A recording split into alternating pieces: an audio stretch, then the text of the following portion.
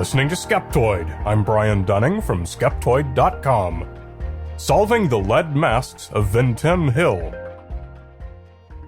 For a long time, I've wanted to do an episode that doesn't just give the results of my findings, but instead follows the process of researching and putting together an episode. A lot of times that's hard to do, because most subjects include way more information than can be squeezed into 12 minutes, much less include my research and development process. But I finally got one that's just right. It came from Brazil back in 1966, when the bodies of two men were found on a hillside.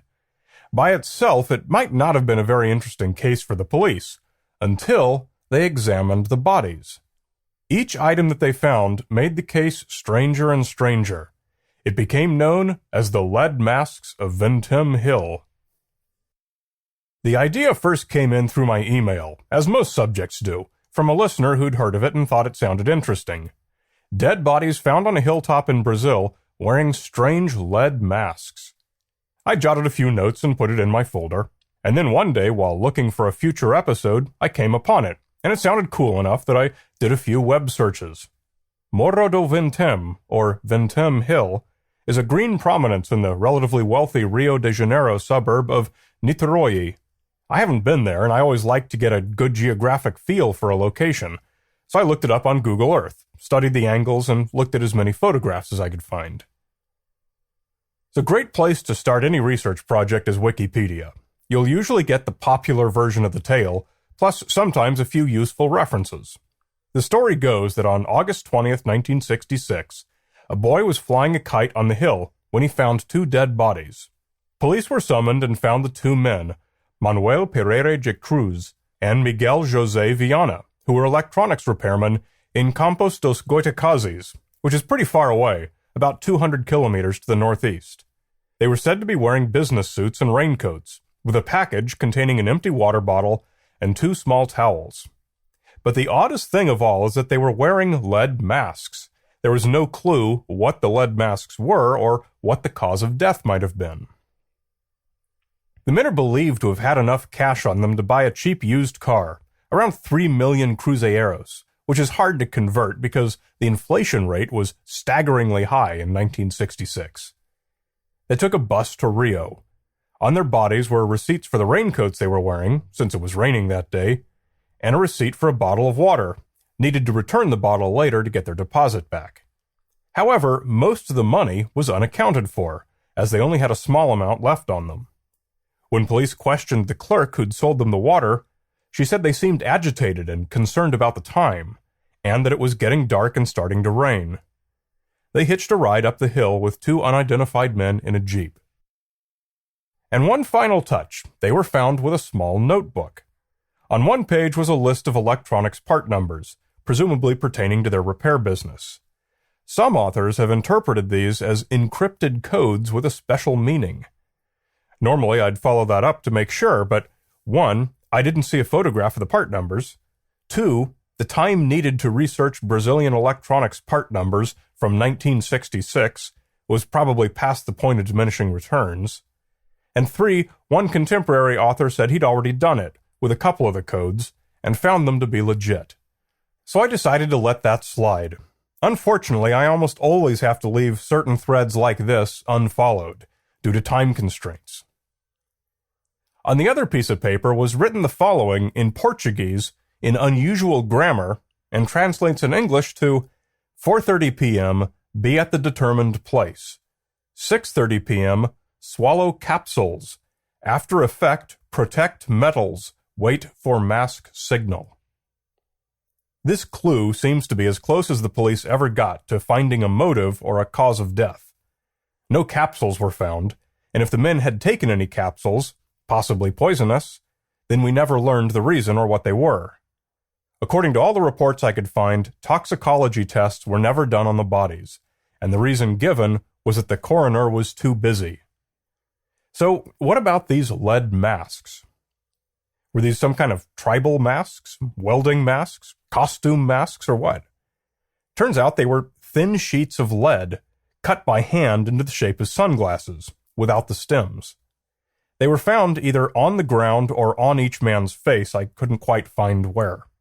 I had enough keywords to do some Google image searches, and there are police photographs of both men, probably driver's license photos, as well as some crime scene photos showing the men laying in the tall weeds with police officers working alongside. The masks were photographed separately. They're crude, as if they're cut with tin snips from scrap lead sheets. How could I find out more about them? This happened in Brazil, so most of the primary literature is going to be in Portuguese. Any original newspaper items are going to be pretty hard to find, since I don't read Portuguese. Right away, I knew that was going to be a problem. In my experience, whatever was contained in the original English accounts that someone wrote is probably what's going to be repeated over and over again in all the English language literature, since using an existing English reference is a lot easier for English writers than translating from the original Portuguese.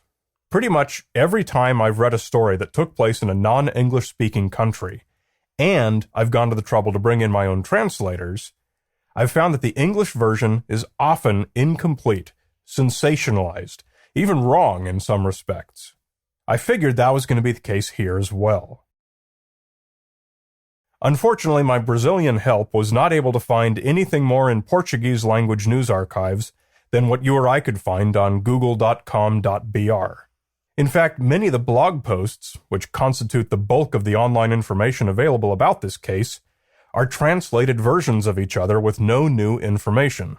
English and Brazilian blogs both describe these eye shields as being similar to what's used to protect against radiation. No, they're not. I dug to find as many different radiation shields and masks as I could to see if there was anything like these lead eye shields. Masks for working in high radiation environments cover your whole head or face and incorporate goggles so you can see what you're doing. These were the opposite, leaving the entire head and face unprotected, but blocking and blinding the eyes. There's no environment in which such shields would be useful. The best we were able to find were secondary sources, which means articles written about the original articles. The earliest we could find in either language came from Charles Bowen writing in the Flying Saucer Review in March 1967. Since there was so little information to go on from the finding of the bodies, Bowen focused on reports of incidents before and after. Several days after the bodies were found, at least 2 respectable newspapers in Rio reported that a resident said she saw a round orange UFO going up and down above Vintem Hill on the night that the men went up there. I couldn't figure out any logical reason to connect the reported UFO with the deaths of the men. For one thing, people report UFOs all the time, especially after something unusual happens. The resident had no evidence at all, no photographs, and neither did anyone else. UFOs have never been known to kill people, so whether it was there or not, I just couldn't find any logic to correlate the 2 events.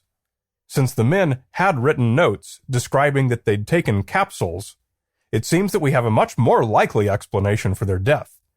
Again, I rued the fact that no toxicology tests had been done. What struck me as more interesting were the events that Bowen found reported before the men died. He had an article translated from O Cruzeiro, a weekly tabloid magazine in Rio.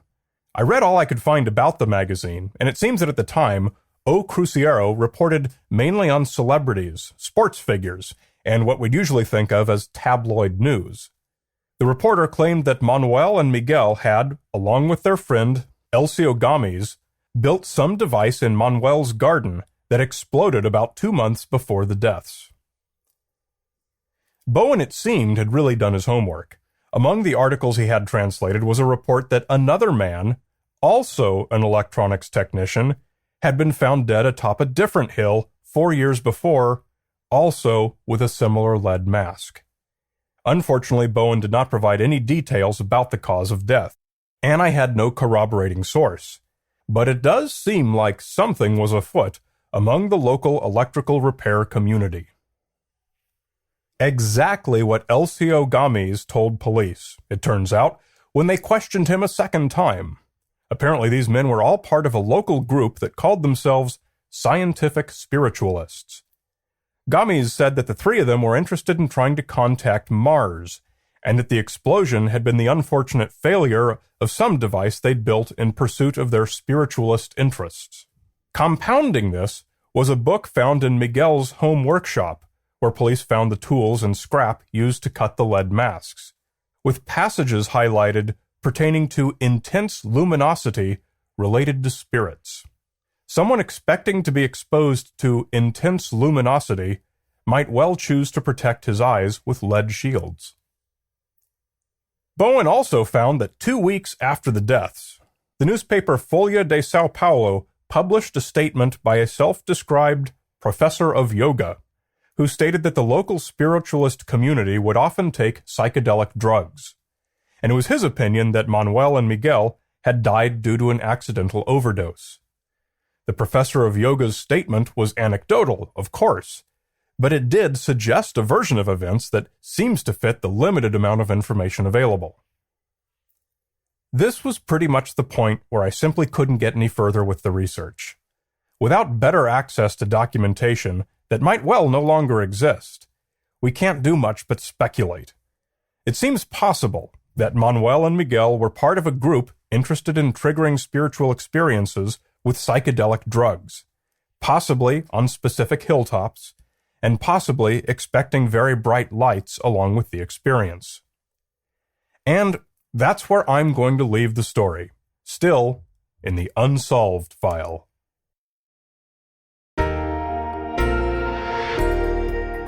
Writing and producing this show is not just a hobby, it's my full-time job. Just as you depend on a new show every week, I depend on your monthly micropayment. If you're not already a supporter, please come to Skeptoid.com and click on Support Skeptoid. Please join me to make this a two-way street for both of us for many years to come. You're listening to Skeptoid. I'm Brian Dunning from Skeptoid.com.